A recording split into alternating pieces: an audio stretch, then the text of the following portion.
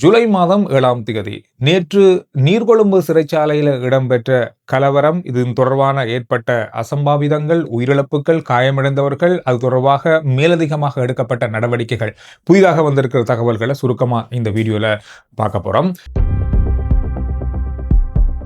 ඒක නිසා ඒ වෙලාවෙත් රණ්ඩු ඇති කරගෙන ඒක බේරන්න යනකොට අපේ බන්දරාණන්ලා දෙන්නෙක්ට ඔවුන් වට කරලා බරපතල අමානුෂික ලෙස පහර දීලා තියෙනවා. நேற்று 26 பேர் உயிரிழந்திருந்தாங்க. 7 பேர் சிறைச்சாலை அதிகாரிகள், அதோட காவல்துறை சேர்ந்தவங்க, 19 பேர் சிறை கைதிகள். இன்றைய நாளில் மேலும் ஒரு சிறை கைதி உயிரிழந்திருப்பதாக குறிப்பிடப்பட்டிருக்கிறது. சிகிச்சை பெற்று வந்த நிலையில அவர் உயிரிழந்திருக்காரு. இப்பொழுது சிறை கைதிகள் 20 பேரும், சிறை அதிகாரிகள் 7 பேரும், 27 உயிரிழப்புகளாக பதிவாகி இருக்கிறது. இந்த சிறைச்சாலைக்குள்ள 1800 முதல் 2400 பேர் அங்கு தடுத்து வைக்கப்பட்டிருந்ததாக சொல்லப்படுது. நேற்று இரவு வேளையில் அல்லது மாலை வேளையில் 700 பேர் அங்கிருந்து வேறு சிறைச்சாலைகளுக்கு மாற்றம் செய்யப்பட்டிருக்காங்க. குறிப்பாக போகம்புர, அனுராதபுர சிறைச்சாலைகளுக்கு அவங்க மாற்றம் செய்யப்பட்டிருக்காங்க. இந்த மாற்றத்தை தொடர்ந்து இன்றைய நாளில் எந்தெந்த சிறைச்சாலைகளுக்கு எந்தெந்த கைதிகள் அழைத்து செல்லப்பட்டிருக்கிறார்கள் என்ற தகவல்கள் உறவினர்களுக்கு வழங்கப்படும் என்ற செய்தியை சிறைச்சாலைகள் திணைக்களம் இன்றைய நாளில் குறிப்பிட்டிருக்காங்க. இதுலையும் வைத்தியசாலைகளில் சிகிச்சை பெற்று வரவங்க, உயிரிழந்தவங்க தொடர்பான விவரங்களும் உறவினர்களுக்கு இன்றைய நாளில் உத்தியோகபூர்வமாக அறிவிக்கப்படும் என குறிப்பிடப்பட்டிருக்கிறது. நேற்றைய நாளில் நீதியமைச்சர் ஹர்ஷ நாணயக்கார் அவர்கள் இந்த துறைக்கு பொறுப்பானவர் என்ற அடிப்படையில் இந்த சம்பவத்துக்கு தான் பொறுப்பேற்றுக் கொள்வதாக குறிப்பிட்டிருந்தார். நேற்று நாளில் நீர்கொழும்பு சிறைச்சாலைக்கும் நேரடியாக அவர் விஜயம் செய்து அங்கு நடைபெற்றிருக்கின்ற விடயங்கள் தொடர்பாகவும் அங்கு ஏற்பட்ட சேத விவரங்கள் தொடர்பாகவும் ஊடகங்களுக்கு கருத்துக்களையும் தெரிவித்திருந்தார்.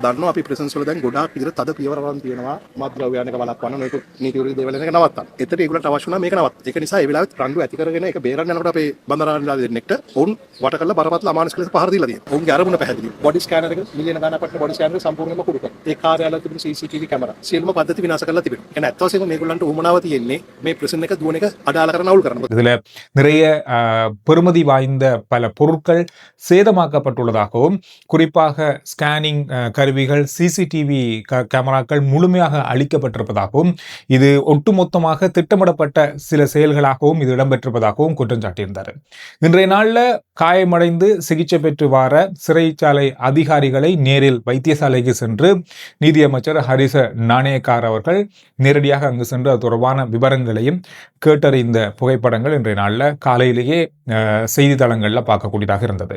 இந்த சம்பவங்களுக்கு மத்தியில் மீண்டும் ஒரு முறை இப்பொழுது இலங்கையினுடைய சிறைச்சாலையில தடுத்து வைக்கப்பட்டிருக்கின்ற சிறை கைதிகளுடைய எண்ணிக்கை தொடர்பான கருத்துக்கள் பரிமாறப்படுகிறது. கடந்த நாட்கள்ல அல்லது கடந்த காலங்களில் அதிகளமாக விமர்சிக்கப்பட்ட ஒரு விஷயம் தான், இலங்கையினுடைய சிறைச்சாலைகள்ல கிட்டத்தட்ட 11,000 சிறை கைதிகளை தான் தடுத்து வைக்கக்கூடிய அளவு எங்களிடம் இருக்கிறது.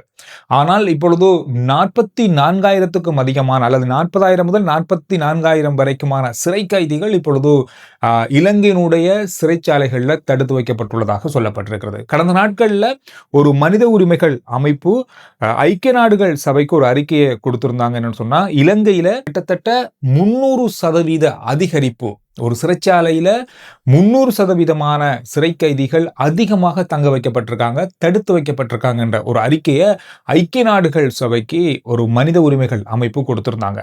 கிட்டத்தட்ட ஒருவருக்கு 1.2 சதுர மீட்டர் மட்டுமே வழங்கப்பட்டிருக்கிறதாகவும், அவர்கள் கழிப்பறைக்கு பக்கத்தில் உறங்குகின்ற நிலையும் உருவாகி இருப்பதாகவும் அந்த அறிக்கையில சொல்லப்பட்டிருந்தது. இது மட்டும் இல்லாம ஒருவர் தூங்கியதுக்கு பிறகு இன்னும் ஒருத்தர் அந்த ஓர்டர் அடிப்படையில் அல்ல வரிசை அடிப்படையில் தான் தூங்குறாங்க. ஒரு 2 மணி நேரம் தூங்குறாங்க, அதுக்கு பிறகு அவர் எழும்புறாரு, அடுத்தவர் தூங்குறாரு. ஏன்னா எல்லாருமே ஒரே இடத்துல தூங்கக்கூடிய அளவில் இட வசதிகள் இல்லை. இது சர்வதேச தர படுத்தல் அல்லது தர நிர்ணயத்துக்கு முரணானது. அல்லது ஒருவர் ஒரு இடத்துல தங்குறதா இருந்தால் அல்லது சிறைச்சாலையாக இருந்தாலும் சரி, சர்வதேச கட்டமைப்புகளுக்கு அமைவாக ஒரு சில வசதிகள் இருக்கணும். அந்த அடிப்படை வசதிகள் இல்லை என்ற அடிப்படையில் கூட இந்த அறிக்கையில் சொல்லப்பட்டிருந்தது. இது பெரிய அளவாக அந்த நாளில் பேசப்பட்டாலும் இதற்கான மாற்று நடவடிக்கைகளை அரசாங்கம் தொடர்ந்து மேற்கொண்டு வந்தாலும் இதுவரையில் அதை குறைக்கக்கூடிய சந்தர்ப்பங்கள் ஏற்படலை. நேற்றைய நாளில் நீர்கொழும்பு சிறைச்சாலையில் இடம்பெற்ற இந்த கலவரத்தால் அதிகளவான பாதிப்புகளும் உயிரிழப்புகளும் கட்டுப்படுத்த முடியாத அளவுக்கு போனதற்கும் காரணம் இந்த அதிகரிப்பு, சிறைச்சாலை கைதிகள் அதிகரிப்பும் ஒரு காரணம் என்று சொல்லப்படுது.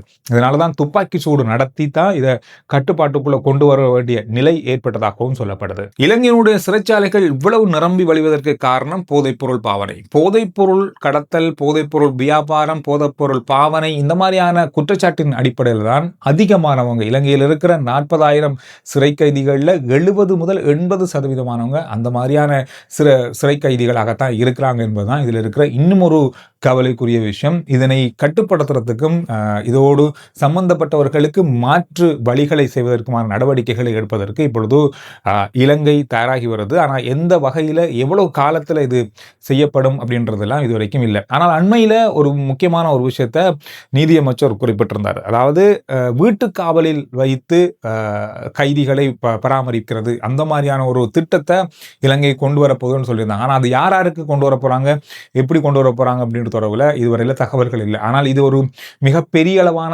செலவுக்குட்படுகின்ற விஷயம். நிறைய பணியாளர்கள் தேவை, காவல்துறை பணியாளர்கள் தேவை, இந்த மாதிரி நிறைய விஷயங்கள் இருக்கு. எனவே யாருக்கு இது பயன்படுத்தப்பட போகுது, எப்போ இது அமுல்படுத்தப்பட போகுது, இந்த மாதிரியான விஷயங்கள் இதுவரைக்கும் வெளியாகலை. இது இருந்தாலும் நேற்று இடம்பெற்ற சம்பவம் தொடர்பாக இப்பொழுது விசாரணைகள் நடத்தப்பட்டு வருவதாக சொல்லப்பட்டிருக்கிறது. கொழும்பு குற்றப்புலனாய்வு பிரிவு, நீர்கொழும்பு போலீசாரோடு இணைந்து இந்த நடவடிக்கைகள் மேற்கொள்ளப்பட்டிருக்கு. அது மட்டுமில்லாமல் 3 போலீஸ் குழுக்கள் நியமிக்கப்பட்டிருக்கு, விசாரணை குழுக்கள். இவங்களும் இது தொடர்பான விசாரணைகளை இப்ப நடத்தி வராங்க. இலங்கையில சிறைச்சாலைகள்ல இடம்பெற்ற கலவரம், இந்த மாதிரியான உயிரிழப்புகள் அப்படின்றது அப்பப்ப நடந்திருக்கு, பெரிய அளவில் இல்லாட்டியும் நடந்திருக்கு. ஆனால் இதே மாதிரியான ஒரு சம்பவம் கடந்த 2012ஆம் ஆண்டு வெலிக்கடை சிறைச்சாலையில நவம்பர் மாதம் 9ஆம் தேதி நடந்திருக்கு. இதே மாதிரி இந்த நீர்கொழும்பு சம்பவத்தை போன்றே 27 பேர் அந்த நேரத்துல உயிரிழந்திருக்காங்க. இதற்கு காரணம் வந்து சிறைச்சாலைக்குள்ள போதைப் பொருள் பாவனை, தொலைபேசி பாவனைகள் இருக்கு அப்படின்ற அடிப்படையில் அங்கு காவல்துறையினர் பரிசோதனைகளை மேற்கொள்ள முயற்சித்த போது காவல்துறைக்கு எதிரான தாக்குதல்கள் நடத்தப்பட்டது சிறை கைதிகளால். இதை தடுக்கும் முகமாக ஏற்பட்ட தடுப்பு நடவடிக்கையின் போது 27 கைதிகள் அந்த நேரத்தில் உயிரிழந்திருந்தாங்க. இந்த வெலிக்கடை சம்பவத்துக்கு எதிராக நீதிமன்றத்தில் வழக்கு பதிவு செய்யப்பட்டது. இது படுகொலை அப்படின்ற குற்றச்சாட்டை சுமத்தி அந்த நேரத்தில் இருந்த சிறைச்சாலைகள் ஆணையாளருக்கு மேல் நீதிமன்றம் மரண தண்டனை தீர்ப்பும் வழங்கியிருந்தது 2022ஆம் ஆண்டு. 2012ஆம் ஆண்டு வெலிக்கடை சிறைச்சாலைக்குள்ள நடந்த இந்த சம்பவத்துக்கு. அதுக்கு பிறகு மிகப்பெரிய அளவில் நடந்த ஒரு சிறைச்சாலை மோதலாகவும் உயிரிழப்புகளாகவும் நேற்று நீர்கொழும்புல நடந்த சம்பவம் பதிவாகி இருக்கிறது. சுகாதார அமைச்சர் நலிந்த ஜேதிஸ் அவர்கள் நேற்றைய நாளில் ஒரு தகவலை வெளியிட்டார். இலங்கையில கிட்டத்தட்ட ஒரு வருஷத்துல 13 லட்சம் பேர் விபத்துக்களால சிக்கி வைத்தியசாலைகள்ல சிகிச்சை பெறாங்களாம். இலங்கையில் இருக்கிற சனத்தொகையில 7ல் 1 இந்த நிலைக்கு தள்ளப்பட்டிருக்காரு. இந்த விபத்துக்களால அதிகமான உயிரிழப்புகள் பதிவாகி இருக்கு. அதிகமாக உயிரிழக்கிறவங்களுடைய வயதில்லை 15லிருந்து 44 வயதுக்குட்பவர்கள் தான் அதிகமா உயிரிழந்திருக்காங்க. இந்த வருஷத்துல மட்டுமே இதுவரைக்குமான காலப்பகுதிக்குள்ள 1424 பேர் உயிரிழந்திருக்காங்க விபத்துக்களால மட்டும். இலங்கையில ஏற்படுகின்ற மரணங்கள்ல 8% மரணங்கள் இந்த விபத்துக்களால நடக்குது அப்படின்ற தகவலை வெளியிட்டிருந்தாரு. அது மட்டும் இல்லாமல் வரப்போற 4 கிழமைக்கு டெங்கு பரவல் இலங்கையில அதிகமாக இருக்கும் அப்படின்ற தகவலையும் வெளியிட்டிருந்தாரு. அது மட்டும் இல்லாமல் வரப்போற 4 கிழமைக்கு இலங்கையில அதிகமான டெங்கு பரவல் இருக்கும் அப்படின்ற தகவலையும் கூறியிருந்தாரு.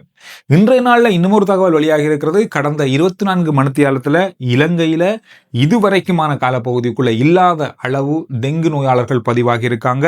2600 பேர் 24 மணித்தியாலத்திலே பதிவாகி இருக்காங்க. நாங்க போன கிழமையில பார்த்தோம், ஒரு நாளைக்கு 1100 பேர் பதிவாகி இருந்தாங்க. அதுதான் அதிகம்னு சொல்லப்பட்டது. அதனுடைய 2 மடங்கு பதிவாகி இருக்கிறது இந்த கிழமை. இது ஒரு மிகப்பெரிய ஆபத்தான விஷயமாக பார்க்கப்படுது. இந்த வருஷத்துல மட்டும் இதுவரைக்கும் 61,000 பேர் டெங்கு நோயால பாதிக்கப்பட்டிருக்காங்க. இதுல 39 பேர் உயிரிழந்திருக்காங்க. இதுல இன்னொரு கவலைக்குரிய விஷயம் சொன்னா 39 பேர்ல 5 பேர் குழந்தைகள். அந்த 5 பேர்ல 5 வயதுக்குட்பட்ட குழந்தைகள் என்பதும் குறிப்பிடத்தக்கது. இலங்கையில டெங்கு நோய் பரவக்கூடிய வகையில உங்களுடைய சூழல், உங்களுடைய காணி, உங்களுடைய நிலம், உங்களுக்கு சொந்தமான இடம் இருந்தால் என்ன தண்டனை, அதை கண்டுபிடிக்கப்பட்ட என்ன தண்டனை அப்படின்னு சொன்னா ஒருவருக்கு 25,000 வரைக்கும் தண்ட பணம் அறவிடப்படும். அவங்க நீதிமன்றத்தில் ஆஜர்படுத்தப்படுவாங்க, வழக்கு பதிவு செய்யப்படும். இந்த 25,000 மட்டும் கட்டிட்டு வெளியில போகலாம் அப்படின்றது இல்லை. அங்கு இருக்கின்ற சூழல் எந்த மாதிரியான நிலைமை இருக்கு அப்படின்றத ஆராய்ந்து அவருக்கு சிறை தண்டனை கூட வழங்கக்கூடிய வாய்ப்பு இருக்கு அப்படின்னு சொல்றாங்க. எனவே உங்களுடைய பிரதேசங்கள்ல அல்லது உங்களுடைய வீடுகள்ல உங்களுக்கு சொந்தமான கட்டடங்கள்ல டெங்கு நோய் பரவக்கூடிய வாய்ப்புகள் இல்லாத மாதிரி பார்த்துக்கொள்ளுங்க. வருகின்ற நாட்கள்ல தொடர்ச்சியான பரிசோதனைகள், டெங்கு ஒழிப்பு நடவடிக்கைகள் தீவிரமாக நடந்து வருது.